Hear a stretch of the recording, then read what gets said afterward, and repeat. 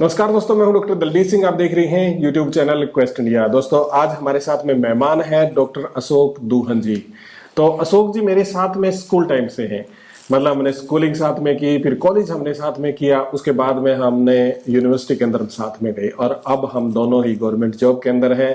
भगवान की कृपा है और मैं तो यही चाहता हूँ कि ये भगवान की कृपा सब पे बनी रहे। आज जो हम बात करेंगे वो अशोक जी के बारे में तो करेंगे ही कि किस प्रकार से वो, कैसे इनकी स्कूलिंग थी, किस प्रकार से उन्होंने अब सेटअप कर लिया है। इसके साथ में हम बात करेंगे पीएचडी से रिलेटेड, क्योंकि डॉक्टर अशोक दुहन जी ने 2022 में ही अपनी पीएचडी कंप्लीट की है और गवर्नमेंट जॉब में रहते हुए कंप्लीट की है। तो किस प्रकार से आप गवर्नमेंट जॉब में रहते हुए पीएचडी कर सकते हैं या फिर किसी भी प्राइवेट जॉब के अंदर हैं तो भी अपनी पीएचडी आप कैसे पूरी कर सकते हैं, किस प्रकार की इनको समस्याएं आई उसके बारे में बात करेंगे। इसी के साथ में और जो बात करेंगे कि पीएचडी करते समय आपको किन बातों का ध्यान रखना चाहिए। तो अशोक जी, बहुत बहुत स्वागत है आपका हमारे चैनल पे। Thank you. मैं तो ये कहूँगा पीएचडी करते वक्त कोई भी समस्या नहीं आती। आपने एक बार आप इंटरेस्ट है, आप गए हैं, फार्म अप्लाई किया है तो आपका काम जो है शुरू हो गया। और कोई जॉब में है तो भी कोई प्रॉब्लम नहीं है, आप डिपार्टमेंटल परमिशन लें और हायर अथॉरिटी आपको परमिशन देती है। विद जो है आप अपना काम भी करते रहें और इसके साथ पार्ट टाइम अपनी जो है पीएचडी भी कर सकते हैं। आप जो पार्ट टाइम है वो है ये रेगुलर ही है, उसमें ऐसा कोई नहीं है कि वो डिस्टेंस मोड से है। क्योंकि इसमें जो मेनली क्या होता है, कोर्स वर्क होता है जो क्लासेज लगाई जाती हैं। तो यूनिवर्सिटी वो अपने हिसाब से स्टूडेंट्स के टाइम के हिसाब से उसको कब छुट्टियां हैं, कितना टाइम उसके पास अवेलेबल है, उसके अकॉर्डिंग जो है क्लासेज लगाती है। और क्लासेज में वो टाइम कम है तो वो डबल लगाती है। दिन में जो एक होना चाहिए था उसकी 3 क्लास लगनी चाहिए थी, वो 6 क्लास लगाती है। और छुट्टियों में जैसे जून की छुट्टियां, दिसंबर की छुट्टियां हैं, उसमें इस प्रकार से बैच तैयार करते हैं वो, ताकि किसी को काम करते हुए अपनी जॉब में प्रॉब्लम ना आए, कोर्स वर्क हो जाता है। और अगर कोई एमफिल किए हुए हैं, जैसे मैंने पहले कर भी रखी थी, फिर भी मैंने कोर्स वर्क किया, कहीं कोई प्रॉब्लम ना आए, वो तो मैंने एक साइमल्टेनियसली कर लिया, पहले की हुई थी तो उसमें कोई प्रॉब्लम नहीं आई। आप अपना उसका कोर्स वर्क का टेस्ट हो जाता है और फिर रजिस्ट्रेशन हो जाता है। अशोक जी अपना पूरा, मतलब जिस प्रकार का इनका पूरा दौर रहा है ना पीएचडी का, वो बता रहे हैं। देखिए, सबसे पहली बात है, हमें जो समस्या आती है ना पीएचडी के अंदर, वो आती है कोर्स वर्क की। क्योंकि जो भी किसी भी जॉब के अंदर है, चाहे गवर्नमेंट के अंदर है चाहे प्राइवेट के अंदर है, उसे कोर्स वर्क करने के लिए टाइम चाहिए। और कोर्स वर्क क्योंकि 6 महीने का होता है, तो कई सारे हमारे दोस्त, कई सारे हमारे व्यूअर्स इस बारे में कंफ्यूज हो गए कि 6 महीने हम छुट्टी कैसे लें। तो पहली बात अशोक जी ने ये बताई आपको बारीकी कि ये डबल शिफ्ट में करवाती हैं बहुत सारी यूनिवर्सिटी। ये इसी प्रकार है, जैसे मान के चलिए कोई 8 घंटे काम करता है और उस दिन 12 घंटे करे तो उसने एक्स्ट्रा टाइम के पैसे मिलते हैं ना। उसी प्रकार से यूनिवर्सिटी के अंदर आपकी नॉर्मल क्लासेस 5 घंटे की होती है और यदि वो उसका डबल 10 घंटे एक दिन आपकी क्लासेस लेती है तो डबल टाइम आपका काउंट होता है और कोर्स वर्क आपका छुट्टियों के अंदर पूरा हो जाता है। यदि आप स्कूल कैडर में हैं या फिर स्कूलिंग आप करते हैं तो आपकी जो छुट्टी होती है जून दिसंबर की, उसमें यदि आप कॉलेज के अंदर हैं तो भी आपकी जो गर्मी की छुट्टी होती है, सर्दी की छुट्टी होती है, उनके अंदर आप अपना कोर्स वर्क पूरा कर सकते हैं। क्योंकि अशोक जी रोहतक से हैं और रोहतक के अंदर एक तो बड़ी मानी हुई यूनिवर्सिटी है MDU, महर्षि दयानंद यूनिवर्सिटी, और हम पोस्ट ग्रेजुएट भी MDU से हैं दोनों। तो बड़ी खास यूनिवर्सिटी है। उस समय पे जब हम पढ़ते थे B ग्रेड कहते थे, परंतु आजकल वो A ग्रेड के अंदर है और एक A grade plus A grade. इसके साथ में एक बात बताता हूँ आपको कमाल की, जो इंडिया की टॉप 100 यूनिवर्सिटी है 2022 रैंकिंग के अनुसार, NIRF रैंकिंग के अनुसार, उसके अंदर सिर्फ हरियाणा की MDU यूनिवर्सिटी है, रैंक मिला हुआ है वो। यानी कि टॉप 100 में एक ही विश्वविद्यालय है हमारा हरियाणा के अंदर और वो MDU है, गवर्नमेंट यूनिवर्सिटी की बात करें। और दोन साहब ने पीएचडी जो की है वो की है बाबा मस्तनाथ यूनिवर्सिटी से, BMU रोहतक के अंदर ही लोकेटेड है। तो बहुत सारे हमारे व्यूअर्स इस बारे में जरूर पूछेंगे, सर हम BMU से कर सकते हैं या नहीं कर सकते हैं, कब उसके फॉर्म निकलते हैं और कब आप उसके अंदर अप्लाई कर सकते हैं, उसके बारे में थोड़ा सा और बताइए दूर साहब। उसमें यही है कि भाई इस जो प्राइवेट यूनिवर्सिटी है BMU में, उनमें थोड़ा सॉफ्ट नेचर से काम होता है। अब MDU तो अपने रूल के हिसाब से चलते हैं, ये स्टूडेंट के अकॉर्डिंग चलते हैं। रूल जो है UGC के ही अप्लाई किए जाते हैं। जैसे मैंने इसमें MDU से ही जो है पहले URS किया था, टॉप किया 2006 में। तो उस समय मैं कहीं इंटरव्यू पे चला गया था और इंटरव्यू वाले दिन जहाँ यूनिवर्सिटी का हो रहा था उस दिन मैं वहाँ नहीं पहुँच पाया। तो लेकिन मेरा इंटरेस्ट था, तो मैंने फिर उसके धीरे धीरे, जैसे मेरा यूनिवर्सिटी कॉलेज वाला जो है कॉलेज असिस्टेंट प्रोफेसर के टेस्ट क्लियर हो रहे थे, तो मैंने साथ में सोचा क्यों ना पीएचडी भी कर लें। तो मैंने इसलिए बीएमयू में अप्लाई किया। और मेरे पास जो है यूआरएसएस उसका यूजीसी नेट का जेआरएफ था, तो साथ में रिसर्च पेपर थे, तो उन्होंने इंटरव्यू लिया और मेरा जो है एडमिशन किया।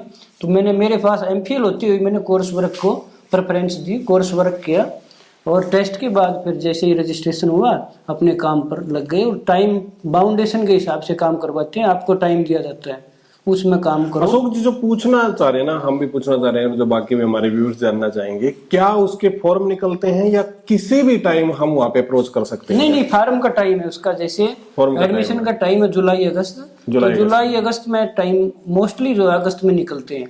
तो अब की बार तो समय चला गया है, अगले साल आप जुलाई अगस्त में अप्रोच यूनिवर्सिटी के अंदर कीजिएगा और फॉर्म की डेट को पूछिएगा और फिर आप अप्लाई कीजिएगा। यस, ये आप बीओमी की साइट पे जाके देखिए, कई बार क्या होता है कि टाइम आगे बढ़ा दिया जाता है विद लेट फीस के साथ बढ़ा देते हैं, तो वो भी आपको टाइम मिल सकता है। तो कुल मिला के बात ये है कि जुलाई अगस्त और सितंबर के महीने के अंदर आप अप्रोच कर सकते हैं यूनिवर्सिटी के अंदर, और जब फॉर्म निकलते हैं तो आप अप्लाई कीजिएगा।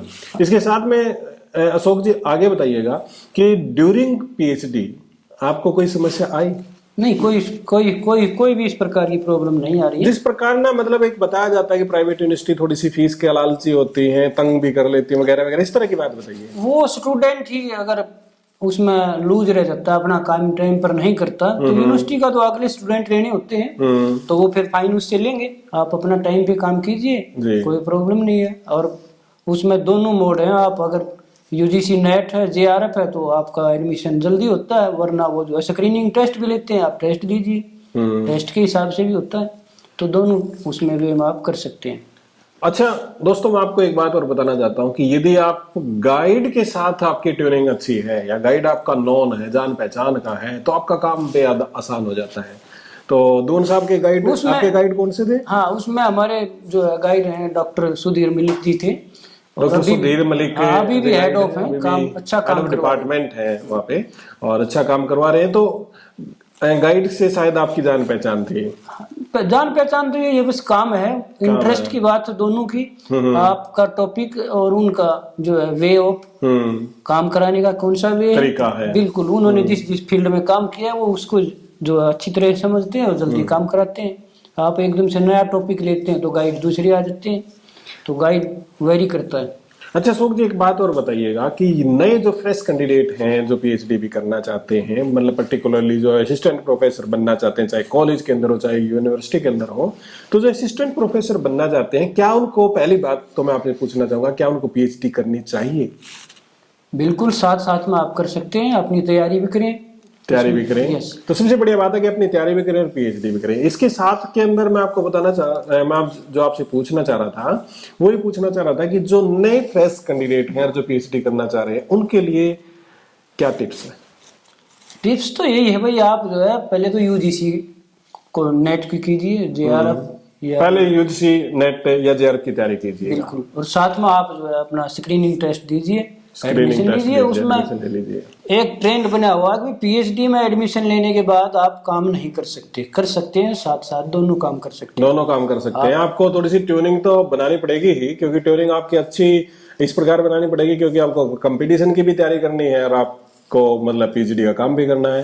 अच्छा, प्रोग्रेस रिपोर्ट वगैरह भी जमा करवाते हैं? बिल्कुल, टाइम टू टाइम जो है इनका 6 मंथली जो प्रोग्रेस रिपोर्ट है वो देनी पड़ती है, 4 रिपोर्ट वो लेते हैं।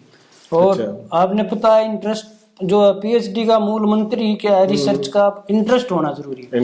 इंटरेस्ट हो गया तो काम आपका, यदि आप काम साथ इंटरेस्ट नहीं है तो आप पीएचडी में मत घुसिएगा। तो बाकी जैसे बहुत सारे हमारे व्यूअर्स ये भी जानना चाहेंगे कि बीएमयू बाबा मस्तनाथ यूनिवर्सिटी है, ये कैसी है?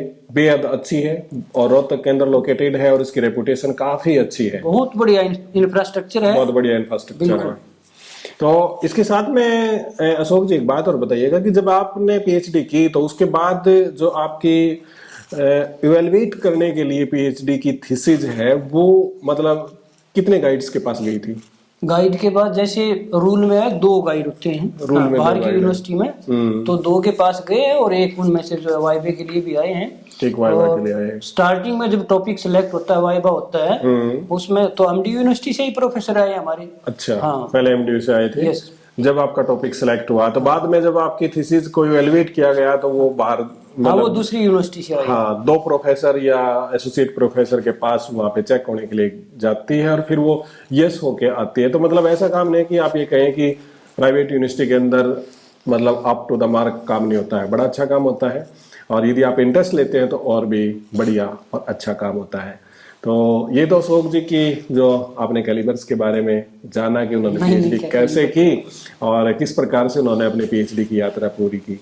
मैं छोटी छोटी सी बातें और थोड़ी सी जान लेता हूँ अशोक जी से। अशोक जी, स्कूल के दिन याद आते हैं? बिल्कुल, कई बार आते हैं। और एक जो है हमारा तो फील्ड ही ऐसा है, बार बार याद आते हैं। बार बार क्यों याद नहीं आते हैं। जो पहले मतलब सैड सॉन्ग, क्योंकि अशोक जी ना पहले बड़े सैड सॉन्ग सुना करते थे, उसके साथ में ना स्टडी करते थे बड़े सीरियसली, मतलब कमाल की ट्यूनिंग थी इनकी कि मतलब क्या है कि एक तो पढ़ रहे हैं और अच्छे से पढ़ रहे हैं। मैं आपको बता रहा था कि मेरे से ज्यादा इंटेलिजेंट हुआ करते थे स्कूल टाइम पे, और इतने मतलब अच्छे से पढ़ रहे हैं, उसके साथ में मतलब सॉन्ग भी सुन रहे हैं। ये कैसे मैनेज कर लिया नहीं, ये करते तो थे? आप बस तारीफ कर रहे हैं। बस मैनेज करने का ये है कि भाई सैड सॉन्ग नहीं कहेंगे हम उनको, ओल्ड सॉन्ग कहेंगे। और जो ये है दुनिया ये मेरे काम की नहीं है कि नहीं, वो जो है सॉन्ग जो है नेचर के नजदीक जो है फिल्माई जाती थी, और हमने जो एकांतवास की तरफ ले जाते हैं। एकांतवास से जो है कंसंट्रेशन बढ़ता है, और इसका मूल मंत्र यही है भाई, आप इंटरेस्ट है, कंसंट्रेशन है और कंटिन्यूटी है, निरंतरता है, तो आप सफलता जरूर हासिल करेंगे। बड़े कमाल की बात बताई है कि कंटिन्यूटी यदि आपकी है तो निश्चित तौर से आप कामयाब हो जाएंगे। तो इसी के साथ में दोस्तों हम लास्ट में एक टिप्स ले लेते हैं, क्योंकि असिस्टेंट प्रोफेसर की वैकेंसी आने वाली हरियाणा के अंदर बहुत सारे हमारे व्यूअर्स तैयारी कर रहे हैं। इसी के बारे में रिसर्च प्रपोजल लिखने की कोशिश कर, रिसर्च पेपर लिखने की कोशिश कर रहे हैं। बहुत सारे ऐसे हैं कि जो चैप्टर लिखना चाहते हैं बुक्स के अंदर।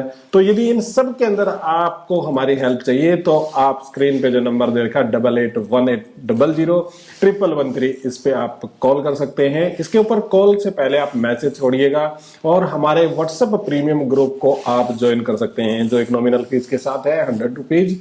और उसको ज्वाइन करने के बाद आपको बेहद कई सारे फायदे होंगे, जैसे कि कॉल डायरेक्ट कर सकते हैं। इसके साथ में आपकी जो क्वेरी है उनको प्रायोरिटी तौर पे लिया जाता है।